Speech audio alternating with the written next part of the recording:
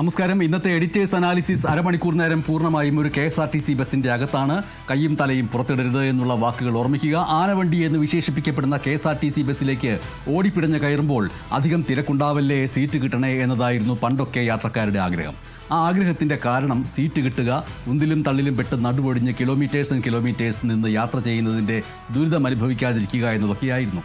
എന്നാൽ ഇപ്പോൾ യാത്രക്കാർ തിരക്കുണ്ടാവില്ലേ എന്ന് ആഗ്രഹിക്കുന്നത് സീറ്റ് കിട്ടാൻ മാത്രമല്ല, കയ്യിലെ കാശ് പോകാതിരിക്കാനുമാണ്. തിരക്കുള്ള സമയങ്ങളിൽ ടിക്കറ്റ് നിരക്ക് കൂട്ടാനും തിരക്കില്ലാത്തപ്പോൾ കുറയ്ക്കാനുമുള്ള KSRTCയുടെ തീരുമാനത്തിനെതിരെ വ്യാപകമായ പ്രതിഷേധം നടക്കുകയാണ് പലയിടങ്ങളിലും. സാധാരണക്കാരുടെ നട്ടെല്ലൊടിക്കുന്നതാണ് ഈ പുതിയ പരിഷ്കാരം. KSRTC നഷ്ടത്തിലാണെന്നും ശമ്പളം കൊടുക്കാൻ പണമില്ല എന്നും നമ്മൾ എന്നും കേൾക്കുന്ന പല്ലവിയാണ്. പക്ഷേ ആ നഷ്ടം നികത്താൻ KSRTC ഇപ്പോൾ കണ്ടെത്തിയിരിക്കുന്ന വഴി അതെന്താണ്? Dynamic real time flexi fair. കേൾക്കുമ്പോൾ നല്ല സ്റ്റൈലും പേരാണ്, പക്ഷേ സംഗതി ലളിതമായിട്ട് പറഞ്ഞാൽ കഴുത്തറപ്പൻ നിരക്ക് കൊള്ള എന്ന് നമ്മൾക്കതിനെ പരിഭാഷപ്പെടുത്തേണ്ടി വരും. എന്താണ് ഈ ഡൈനാമിക് ഫെയർ? വിമാന ടിക്കറ്റുകളൊക്കെ ബുക്ക് ചെയ്യുമ്പോൾ പലരും ശ്രദ്ധിച്ചിട്ടുണ്ടാവും, യാത്രക്കാരുടെ എണ്ണം കൂടുന്തോറും ടിക്കറ്റ് നിരക്കും കൂടും.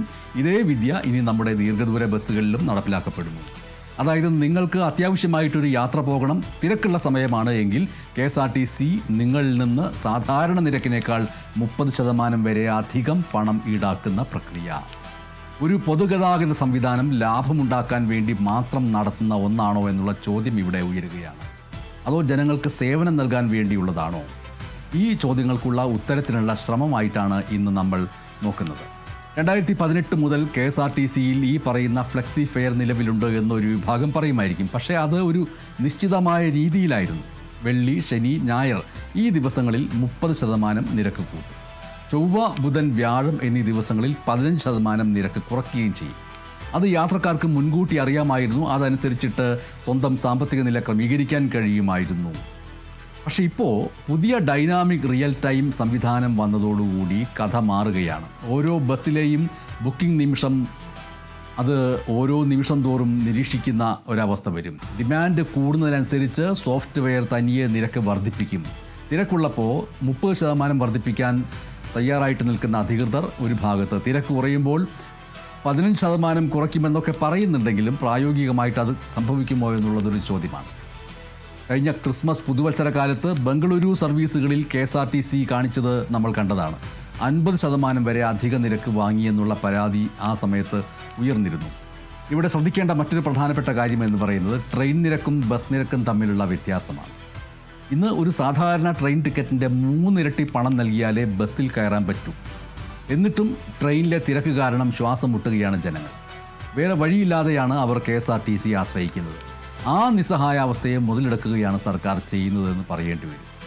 ട്രെയിനിൽ തുച്ഛമായ വിലയ്ക്ക് തുച്ഛമായ നിരക്കിന് യാത്ര ചെയ്യാൻ കഴിയുമെന്ന് പ്രതീക്ഷിച്ച് റെയിൽവേ സ്റ്റേഷനിലെത്തുമ്പോൾ തിങ്ങി നിറഞ്ഞ് ആർക്കും കയറാൻ കഴിയാത്ത രീതിയിൽ നിസ്സാരമായ വിരലിലെണ്ണാവുന്ന 1-2 ജനറൽ കമ്പാർട്ട്മെൻറ്റുകൾ മാത്രമാക്കിയിട്ട് ബാക്കിയെല്ലാം മുൻകൂട്ടി റിസർവ് ചെയ്തവർക്ക് മാത്രം യാത്ര ചെയ്യാൻ കഴിയുന്ന രീതിയിലേക്ക് ആ സംവിധാനത്തെ തീർത്തും ജനവിരുദ്ധമായിട്ടുള്ള രീതിയിൽ മാറ്റിക്കൊണ്ടിരിക്കുന്നു. അവിടെ നിന്ന് ഇനി വേറെ മാർഗമൊന്നുമില്ല എന്ന് വിചാരിച്ചുകൊണ്ട് KSRTC സ്റ്റാൻഡിലെത്തുമ്പോൾ അവിടെ എത്തുമ്പോഴാണ് ഇപ്പോൾ നൽകുന്നതിൻ്റെ 3-4 ഇരട്ടി തുക നൽകേണ്ടി വരുന്നൊരവസ്ഥയും, എന്ന് മാത്രമല്ല തിരക്കുള്ള സമയമാണെങ്കിൽ അതിനേക്കാൾ കൂടുതൽ പണം നൽകേണ്ടി വരുന്നൊരവസ്ഥയും വരുന്നു. എന്തുകൊണ്ടാണ് ജനങ്ങൾക്ക് മറ്റ് വഴികളില്ലാത്തത്? അവിടെയാണ് ടേക്ക് ഓവർ എന്ന് പറയുന്ന നിയമത്തിൻ്റെ പ്രസക്തി വരുന്നത്. 140 കിലോമീറ്ററിൽ കൂടുതൽ ദൂരമുള്ള റൂട്ടുകളെല്ലാം KSRTC ഏറ്റെടുത്തു കഴിഞ്ഞു. സ്വകാര്യ ബസ്സുകളെ ഈ റൂട്ടിൽ നിന്ന് ഏതാണ്ട് പൂർണ്ണമായിട്ടും ഒഴിവാക്കുകയും ചെയ്തു. അപ്പോൾ തിരുവനന്തപുരത്ത് നിന്ന് മലബാറിലേക്കോ ഇടുക്കിയിലേക്കോ ഒക്കെ പോകണമെങ്കിൽ KSRTC തന്നെ ആശ്രയമായിട്ടുള്ള അവസ്ഥ വരുന്നു. അപ്പോൾ ഇവിടെ KSRTC സംബന്ധിച്ചിട്ട് മത്സരിക്കാൻ ആരുമില്ലാത്ത അവസ്ഥയാണ്. ഈ മത്സരിക്കാൻ ആരുമില്ലാത്ത അവസ്ഥയെ ആണ് നമ്മൾ മൊണോപോളി എന്ന് പറയുന്നത്, കുത്തക എന്ന് വിളിക്കുന്നത്. സ്വകാര്യ ബസ്സുകൾ ഉണ്ടെങ്കിൽ നിരക്ക് കൂട്ടുമ്പോൾ ജനങ്ങൾ അതിൽ കയറും. KSRTC കൂട്ടുകയാണെങ്കിൽ സ്വകാര്യ ബസ്സുകൾ കയറാൻ കഴിയും. പക്ഷേ ഇവിടെ അതിനുള്ള അവസരം പോലും സർക്കാർ ഇല്ലാതാക്കുന്നു. എന്നിട്ട് നിയമപരമായിട്ട് കുത്തക സ്ഥാപിച്ച ശേഷം ജനങ്ങളുടെ കീശയിൽ കൈയിട്ട് പണം വാരുന്നൊരവസ്ഥയിലേക്ക് പോകും. ചരിത്രപരമായിട്ട് നോക്കുകയാണെങ്കിൽ കേരളത്തിലെ പൊതുഗതാഗതത്തിൻ്റെ നട്ടെല്ലായിരുന്നു KSRTC എന്ന് പറയേണ്ടി വരും. പക്ഷേ ഇന്ന് അതൊരു വലിയ കടക്കെണിയായിട്ട് മാറുന്നു ഒരു ഭാഗത്ത്. ആ കടക്കെണിയിൽ നിന്ന് രക്ഷപ്പെടുന്നതിന് വേണ്ടി സാധാരണക്കാരുടെ കയ്യിൽ നിന്ന് സെസ് പിരിക്കുന്ന അവസ്ഥയിലേക്ക് വരുന്നു. ടിക്കറ്റ് നിരക്കിന് പുറമെയാണ് ഈ സെസ് എന്നതും ആലോചിക്കേണ്ടതുണ്ട്. അതും പോരാഞ്ഞിട്ടാണ് ഇപ്പോൾ ഈ ഫ്ലെക്സി ഫെയർ കൂടി വരുന്നത്.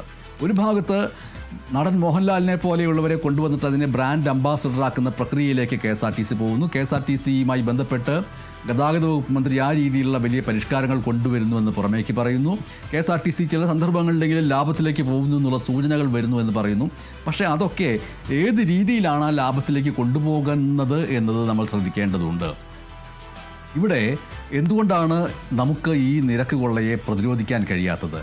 അതിൻ്റെ പിന്നിൽ നേരത്തെ സൂചിപ്പിച്ചതുപോലെ തന്നെ ടേക്ക് ഓവർ എന്ന് പറയുന്ന തന്ത്രപരമായ നീക്കമാണ്. കേരള മോട്ടോർ വാഹന നിയമത്തിലെ സ്കീം പ്രകാരം 140 കിലോമീറ്ററിൽ കൂടുതൽ ദൂരമുള്ള സർവീസുകൾ സർക്കാർ ദേശസാൽക്കരിച്ചു. അതായത് അന്തർജില്ലാ യാത്രകളിലും ദീർഘദൂര പാതകളിലും സ്വകാര്യ ബസ്സുകൾക്ക് പെർമിറ്റ് നൽകില്ല. 2023 ഇത് സംബന്ധിച്ചിട്ടുള്ള ഉത്തരവ് വന്നതോട് കൂടിയിട്ട് മലബാറിലെയും അതേപോലെ തന്നെ തെക്കൻ കേരളത്തിലെയും 100 കണക്കിന് സ്വകാര്യ ബസ്സുകൾ നിരത്തിൽ നിന്ന് പിൻവാങ്ങേണ്ടി വന്നു. തൃശ്ശൂർ മുതൽ തിരുവനന്തപുരം വരെയുള്ള റൂട്ടുകളിൽ KSRTCക്ക് ഒരുപക്ഷെ ഒരു ഏകഛത്രാധിപതിയായി രാജാവായിട്ട് വാഴാനുള്ള വഴി ഇവിടെ ഒരുങ്ങുകയാണ് ചെയ്തത്. പല സ്വകാര്യ ബസ് ഉടമകളും ഓൾ ഇന്ത്യ ടൂറിസ്റ്റ് പെർമിറ്റ് എടുത്ത് ഈ റൂട്ടുകളിൽ ഓടാൻ ശ്രമിച്ചു. പലപ്പോഴും നമ്മൾ വാർത്തകൾ കണ്ടിട്ടുണ്ടാവും. അത്തരം ബസ്സുകളെ പിഴയടപ്പിക്കുന്നത്, നിയമലംഘനത്തിൻ്റെ പേരിൽ തടഞ്ഞിടുന്നത്, റോഡ് സുരക്ഷയുടെയും നിയമത്തിൻ്റെയും പേരിൽ ആ മത്സരത്തെ സർക്കാർ ഇല്ലാതാക്കി എന്നുള്ള ആരോപണം ഒരു ഭാഗത്തുനിന്ന് ഉയരുന്നുണ്ട്. അപ്പോൾ അതിൻ്റെയൊക്കെ ഫലമായിട്ട് സംഭവിക്കുന്നത് എന്താണ്? ഇന്ന് മലബാറിൽ നിന്ന് എറണാകുളത്തേക്കോ തിരുവനന്തപുരത്തേക്കോ വരണമെങ്കിൽ ആനവണ്ടി എന്ന് വിശേഷിപ്പിക്കുന്ന KSRTC അല്ലാതെ മറ്റൊരു ആശ്രയവുമില്ലാത്ത അവസ്ഥയാണ്. മത്സരമില്ലാതാകുമ്പോൾ സേവനത്തിൻ്റെ നിലവാരം കുറയുകയും വില കൂടുകയും ചെയ്യുമെന്നുള്ള സാമ്പത്തിക ശാസ്ത്രം ഇവിടെ കൃത്യമായി നടപ്പിലാകുന്നു. ഈ കുത്തക ഉപയോഗിച്ചാണ് ഇപ്പോൾ ഡൈനാമിക് ഫെയർ എന്ന പേരിൽ ജനങ്ങളെ പിഴിഞ്ഞുകൊണ്ടിരിക്കുന്നത്. നമ്മുടെ അയൽ സംസ്ഥാനങ്ങളിലേക്കൊന്ന് നോക്കുക. തമിഴ്നാട്, കർണാടക, ഡൽഹി, ഇവിടെയൊക്കെ സ്ത്രീകൾക്ക് ബസ് യാത്ര സൗജന്യമാണ്. പൊതുഗതാഗതത്തെ ഈ സംസ്ഥാനങ്ങൾ ഒരു സേവനമായിട്ട് കാണുന്നു. എന്നാൽ വികസിതമെന്ന് അവകാശപ്പെടുന്ന കേരളത്തിൽ ഇവിടെ ഒരു സൗജന്യവും ഇല്ല എന്ന് മാത്രമല്ല, ഉള്ള പണം കൂടി എങ്ങനെ തട്ടിയെടുക്കാമെന്നുള്ള ആലോചനയും ഗവേഷണവും നടന്നുകൊണ്ടിരിക്കുന്നു. വികസനത്തിൻ്റെ അളവുകോൽ എന്ന് പറയുന്നത് വലിയ പാലങ്ങളും റോഡുകളും മാത്രമല്ല, സാധാരണക്കാർക്ക് കുറഞ്ഞ ചെലവിൽ യാത്ര ചെയ്യാൻ കഴിയുന്നുണ്ടോ എന്നുള്ളത് കൂടിയാണ്. കുടുംബസമേതം ഒരു ദൂരയാത്ര പോകാൻ നമ്മൾ പ്ലാൻ ചെയ്യുമ്പോൾ, അങ്ങനെ പ്ലാൻ ചെയ്യുന്ന ഒരാൾ അവസാന നിമിഷം ടിക്കറ്റ് ബുക്ക് ചെയ്യുമ്പോൾ ചാർജ് വർദ്ധിക്കുന്നത് കണ്ടാൽ ആ വ്യക്തിയുടെ ബജറ്റ് പാടെ തെറ്റും. അപ്പോൾ ഇതൊരു ജനകീയ സർക്കാരിന് ചേർന്നതാണോ എന്നുള്ള ചോദ്യം ഉയരുന്നു. നമ്മുടെ അയൽ സംസ്ഥാനങ്ങളെ ഒന്ന് താരതമ്യം ചെയ്ത് നോക്കാമെന്ന് സൂചിപ്പിച്ചുകൊണ്ട് നമ്മൾ ഡൽഹിയിലേക്കും അതുപോലെ കർണാടകത്തിലേക്കും എല്ലാം പോവുകയുണ്ടായി. നമ്മളെപ്പോഴും കേരളം ഒന്നാമതാണ് എന്ന് പറയുമ്പോൾ തന്നെയും പൊതുഗതാഗത സൗകര്യത്തിൻ്റെ കാര്യത്തിൽ എന്താണ് അവസ്ഥ എന്ന് ആലോചിക്കാൻ പ്രേരിപ്പിക്കുന്നതാണ് KSRTC ഇപ്പോൾ നടപ്പിൽ വരുത്തുന്ന ഈ സമ്പ്രദായം എന്ന് പറയുന്നത്. തമിഴ്നാട് സ്റ്റേറ്റ് ട്രാൻസ്പോർട്ട് കോർപ്പറേഷൻ ലോകത്തിലെ തന്നെ ഏറ്റവും വലിയ പൊതുഗതാഗത ശൃംഖലകളിലൊന്നാണ്. അവിടെ സിറ്റി ബസ്സുകളിലും ഓർഡിനറി ബസ്സുകളിലും സ്ത്രീകൾക്ക് യാത്ര പൂർണ്ണമായിട്ടും സൗജന്യമാണ്. ഈ സൗജന്യം എന്ന് പറയുന്നത് ഒരു ഔദാര്യമല്ല, മറിച്ച് സ്ത്രീകളുടെ തൊഴിൽ പങ്കാളിത്തം കൂട്ടാനും സാമ്പത്തികമായിട്ട് അവരെ ശാക്തീകരിക്കാനുമുള്ള വലിയൊരു സാമൂഹിക നിക്ഷേപമാണ്. ഏതെങ്കിലും ഒരു തൊഴിലുമായിട്ട് ബന്ധപ്പെട്ട് സ്ഥിരമായിട്ടൊരു സ്ഥലത്തേക്ക് പോവുക, അപ്രതീക്ഷിതമായിട്ടൊരു സ്ഥലത്തേക്ക് പോവുക, ധൈര്യപൂർവ്വം ഒരു സ്ഥലത്തേക്ക് പോവുക, ഇതിനൊക്കെ സ്ത്രീകൾക്ക് അവസരം നൽകുന്നു. സൗജന്യമായിട്ട് അവർക്ക് എവിടെയും യാത്ര ചെയ്യാം KSRTC ബസ്സിലൂടെ എന്നുള്ളത്. ഇതാണ് സ്ത്രീ ശാക്തീകരണത്തിൻ്റെ വലിയ പ്രതീകമായിട്ട് അവിടെ വരുന്നത്. അവിടെ ടിക്കറ്റ് നിരക്ക് കൂട്ടുന്നതിനെക്കുറിച്ച് സർക്കാർ ആലോചിക്കുന്നത് പോലും ജനപക്ഷത്ത് നിന്നുകൊണ്ടാണ് എന്ന് പറയപ്പെടുകയും ചെയ്തു. കർണാടകയിലേക്ക് വരികയാണെങ്കിൽ അവിടുത്തെ ശക്തി പദ്ധതി, കർണാടക സർക്കാർ ഈയിടെ നടപ്പാക്കിയിട്ടുള്ള ശക്തി സ്കീം വഴി സ്ത്രീകൾക്ക് സംസ്ഥാനത്തിനകത്ത് സൗജന്യ യാത്ര അനുവദിക്കുകയുണ്ടായി. പ്രതിദിനം ലക്ഷക്കണക്കിന് സ്ത്രീകളാണ് ഇത് പ്രയോജനപ്പെടുത്തിക്കൊണ്ടിരിക്കുന്നത്. കർണാടകയിലെ KSRTC ലാഭത്തിലല്ല എങ്കിൽ പോലും സർക്കാർ അതിനെ ഒരു സാമൂഹ്യ സേവനമായിട്ടാണ് കാണുന്നത്. ഡൽഹിയിലെ DTCയിലേക്ക് വരികയാണെങ്കിൽ അരവിന്ദ് കെജ്രിവാൾ സർക്കാർ ഡൽഹിയിൽ സ്ത്രീകൾക്ക് നൽകിയ സൗജന്യ യാത്ര അതൊരു വലിയ വിപ്ലവമാണ് സൃഷ്ടിച്ചത്. പൊതുഗതാഗതത്തിലേക്ക് കൂടുതൽ ആളുകളെ ആകർഷിക്കാൻ അത് സഹായിക്കുകയും ചെയ്തു. ഇവിടെ കേരളത്തിൽ പക്ഷേ എന്താണ് സംഭവിക്കുന്നത് എന്നുള്ള ചോദ്യം വരികയാണെങ്കിൽ അവിടെ ഡീസൽ സെസ് വരുന്നു, ടിക്കറ്റ് സെസ് വരുന്നു, ഇങ്ങനെ പല പല പേരുകളിൽ ടിക്കറ്റ് നിരക്ക് വർദ്ധിപ്പിച്ചുകൊണ്ടേയിരിക്കുന്നു. തമിഴ്നാട്ടിലും കർണാടകയിലും കിലോമീറ്ററിന് ഈടാക്കുന്ന തുക കേരളത്തേക്കാൾ എത്രയോ കുറവാണ് എന്നുള്ള കാര്യം പരിശോധിക്കേണ്ടതുണ്ട്. അയൽ സംസ്ഥാനങ്ങളിൽ ഇത്രയും വലിയ മാതൃകകൾ മുന്നിലുള്ളപ്പോഴാണ് നവകേരളത്തിൻ്റെ സൃഷ്ടാക്കൾ എന്നുള്ള വിശേഷണങ്ങളോടുകൂടി അധികാരത്തിലിരിക്കുന്നവർ, അതിൽ എത്തിച്ചേർന്നവർ തിരക്കുള്ളപ്പോൾ നോക്കിയിട്ട് ചാർജ് കൂട്ടുന്ന ഈ ഡൈനാമിക് കൊള്ള അവതരിപ്പിച്ചിരിക്കുന്നത്. ഇതിൻ്റെ വൈരുദ്ധ്യത്തെ നാം തിരിച്ചറിയേണ്ടതാണ് എന്നതാണ് ഇതിലെ ഏറ്റവും പ്രധാനപ്പെട്ട കാര്യം. ആ വൈരുദ്ധ്യത്തിലേക്ക് പോകുന്നതിന് മുൻപ് അതിൻ്റെ ചരിത്രത്തിലേക്ക് കൂടി നമ്മൾക്ക് പോകേണ്ടതുണ്ട്. ഓർക്കുക, 1938 തിരുവിതാംകൂർ സ്റ്റേറ്റ് ട്രാൻസ്പോർട്ട് ഡിപ്പാർട്ട്മെൻറ്റായിട്ട് തുടങ്ങിയതാണ് KSRTC. ആ സ്ഥാപനത്തിന് ലണ്ടനിൽ നിന്ന് ഇമ്പോർട്ട് ചെയ്ത 60 ബസ്സുകളുടെ പാരമ്പര്യമുണ്ട്. ജനങ്ങളെ സേവിക്കുക എന്ന് പറയുന്ന ലക്ഷ്യത്തിൽ നിന്ന് ലാഭം മാത്രം നോക്കുന്ന ഒരു കോർപ്പറേറ്റ് ശൈലിയിലേക്ക് KSRTC മാറുന്നത് ചർച്ച ചെയ്യേണ്ടതാണ്. തീർച്ചയായിട്ടും KSRTC ലാഭത്തിലല്ലാതെ പോയിക്കൊണ്ടിരുന്ന ഈ നാളുകളിലുടനീളം KSRTCയെ എങ്ങനെ ലാഭത്തിലാക്കാമെന്നുള്ള ചിന്തകളിൽ സജീവമായിട്ട് പങ്കെടുക്കുന്നവർ പൊതുജനം കൂടിയാണ്. കാരണം പൊതുജനത്തിൻ്റെ ഏറ്റവും വലിയ വൈകാരികതയുടെയും ഗൃഹാതുരത്വത്തിൻ്റെയും മാത്രമല്ല, ഈ ആധുനിക സാങ്കേതികവിദ്യയുടെ കാലത്തും അവരുടെ യാത്രാ പദ്ധതികളിൽ ഏറ്റവും സാധ്യമായിട്ടുള്ള ഒന്നും എളുപ്പമായിട്ടുള്ള ഒന്നും KSRTC ആയിട്ട് അവർ കരുതുകയും ചെയ്യുന്നു. അതുകൊണ്ട് KSRTC ലാഭത്തിലാവുക എന്ന് പറയുമ്പോൾ അത് ജനങ്ങളുടെ കീശയിൽ കൈയിട്ടുകൊണ്ട് വീണ്ടും കൈയിട്ടുകൊണ്ടുള്ള ഒരു ലാഭപ്രക്രിയയിലേക്ക് മാറുന്നതിന് പകരം മറ്റ് മാർഗങ്ങളിലേക്ക് പോകേണ്ടതല്ലേ എന്നുള്ള ചോദ്യം സ്വാഭാവികമായിട്ട് ഉയരുകയാണ്. തിരക്കുള്ള സമയങ്ങളിൽ ടിക്കറ്റ് നിരക്ക് വലിയ രീതിയിൽ കൂട്ടുകയും തിരക്ക് കുറയുമ്പോൾ കുറയ്ക്കുകയും ചെയ്യുന്നുവെന്ന് പറയപ്പെടുന്ന KSRTCയിലെ ഡൈനാമിക് പ്രൈസിംഗ് എന്ന് പറയുന്നത് ഒരു ആധുനിക സാങ്കേതിക വിദ്യയാണ്. പക്ഷേ ഈ സാങ്കേതിക വിദ്യയുടെ ദുരുപയോഗമാണ് ഇപ്പോൾ നടക്കുന്നതെന്ന് പറയേണ്ടി വരും. വാസ്തവത്തിൽ ഡൈനാമിക് പ്രൈസിംഗ് എന്ന് പറയുന്നത് വിമാനങ്ങൾക്കോ ലക്ഷറി ടൂറിസ്റ്റ് ബസ്സുകൾക്കോ ചേർന്നതാകാം. എന്നാൽ കിലോമീറ്ററുകൾ താണ്ടി ജോലിക്ക് പോകുന്നവരും വിദ്യാർത്ഥികളും രോഗികളും എല്ലാം ആശ്രയിക്കുന്ന ഒരു പൊതു സംവിധാനത്തിൽ ഇത് നടപ്പിലാക്കുന്നത് സാങ്കേതികവിദ്യയുടെ ക്രൂരമായിട്ടുള്ള ദുരുപയോഗമാണ് എന്ന് പറയേണ്ടി വരും. ചില ചോദ്യങ്ങൾ ഇവിടെ ഉയരുകയാണ്. വിമാന കമ്പനികളും വൻകിട കോർപ്പറേറ്റുകളും നടത്തുന്ന ഡൈനാമിക് പ്രൈസിംഗ് ലാഭം മാത്രം ലക്ഷ്യമിട്ടുള്ള ഒന്നാണ്. ഒരു ക്ഷേമരാഷ്ട്രത്തിലെ പൊതുഗതാഗത സംവിധാനം എന്ന് പറയുന്നത് ലാഭം കൊയ്യാനുള്ള കച്ചവട സ്ഥാപനമാണോ അതോ സാധാരണക്കാർക്ക് നൽകേണ്ട പ്രാഥമിക സേവനമാണോ എന്നുള്ള ചോദ്യമാണ്. എന്തിനാണ് അതിനെ ഒരു കുത്തകയാക്കുന്ന രീതിയിലേക്ക് കാര്യങ്ങൾ കൊണ്ടുവരുന്നത്? 140 കിലോമീറ്ററിൽ കൂടുതൽ ദൂരമുള്ള റൂട്ടുകളിൽ നിന്ന് സ്വകാര്യ ബസ്സുകളെ പിഴുതെറിഞ്ഞ് കുത്തക സ്ഥാപിച്ചത് ജനങ്ങൾക്ക് മെച്ചപ്പെട്ട സേവനം നൽകാനാണോ അതോ എതിരാളികളില്ലാത്ത ഈ സാഹചര്യത്തിൽ ജനങ്ങളെ ബന്ദികളാക്കി പണം തട്ടാനാണോ എന്നുള്ള ചോദ്യം വരുന്നു. ഈ നഷ്ടത്തിൻ്റെ ഉത്തരവാദി ആരാണ്? യാത്രക്കാരാണോ? KSRTC സംബന്ധിച്ചിട്ട് KSRTCയുടെ വർഷങ്ങളായിട്ടുള്ള കെടുകാര്യസ്ഥതയും രാഷ്ട്രീയ ഇടപെടലുകളും മൂലമുണ്ടായിട്ടുള്ള ഭീമമായിട്ടുള്ള നഷ്ടം നികത്താൻ കഷ്ടപ്പെട്ട് ജോലി ചെയ്യുന്ന സാധാരണക്കാരുടെ പോക്കറ്റ് അടിക്കുന്നത് എന്ത് നീതിയാണ് എന്നുള്ള ചോദ്യങ്ങൾ പ്രേക്ഷകർ ഉയർത്തുന്നു. എവിടെ പോയി ഇളവുകൾ എന്നുള്ള ചോദ്യം വരുന്നു. അയൽ സംസ്ഥാനങ്ങൾ സ്ത്രീകൾക്കും വിദ്യാർത്ഥികൾക്കും സൗജന്യ യാത്ര നൽകി പൊതുഗതാഗതം പ്രോത്സാഹിപ്പിക്കുമ്പോൾ കേരളം മാത്രം എന്തിനാണ് ജനങ്ങളെ ട്രെയിനുകളിലെ ശ്വാസം മുട്ടിക്കുന്ന തിരക്കിലേക്ക് തള്ളിവിടുന്നത് എന്നുള്ള ചോദ്യം വരുന്നു. എവിടെ പോയി റീഫണ്ട് നയം എന്നുള്ള ചോദ്യം വരുന്നു. തിരക്കുള്ളപ്പോൾ ചാർജ് കൂട്ടാൻ കാണിക്കുന്ന ഈ റിയൽ ടൈം താൽപ്പര്യം ബസ് ബ്രേക്ക് ഡൗൺ ആകുമ്പോഴോ സർവീസ് റദ്ദാക്കുമ്പോഴോ യാത്രക്കാർക്ക് നൽകേണ്ട നഷ്ടപരിഹാരത്തിൻ്റെ കാര്യത്തിൽ എന്തുകൊണ്ട് കാണിക്കുന്നില്ല എന്നുള്ള ചോദ്യം വരുന്നു. ഇവിടെ ചില ചോദ്യങ്ങൾ പ്രേക്ഷകരിൽ നിന്ന് ലഭിച്ചിരിക്കുകയാണ്. അതിൽ പ്രധാനപ്പെട്ടൊരു ചോദ്യം എന്ന് പറയുന്നത്, ഒരു സ്വകാര്യ കമ്പനി ജീവനക്കാരൻ എഴുതി അയച്ചിരിക്കുന്ന ഒരു കാര്യമെന്ന് പറയുന്നത്, എല്ലാ വെള്ളിയാഴ്ചയും നാട്ടിൽ ആ വ്യക്തി പോകാറുണ്ട്. ഡൈനാമിക് ഫെയർ വന്നാൽ വെള്ളിയാഴ്ചകളിൽ തനിക്ക് സ്ഥിരമായിട്ട് കൂടുതൽ പണം നൽകേണ്ടി വരുന്നില്ലേ എന്നുള്ള ചോദ്യം അയാൾ ചോദിക്കുന്നു. തൻ്റെ മാസ ബജറ്റിനെ അത് ബാധിക്കില്ലേ എന്നുള്ള ചോദ്യവും ചോദിക്കുന്നുണ്ട്. തീർച്ചയായിട്ടും സ്ഥിരം യാത്രക്കാരെ ഇത് ഏറ്റവും കൂടുതൽ ബാധിക്കും. തിരക്കുള്ള ദിവസങ്ങളിൽ മാത്രം യാത്ര ചെയ്യാൻ കഴിയുന്ന ശമ്പളക്കാർക്ക് ഇതൊരു അധിക നികുതി പോലെയായിരിക്കും.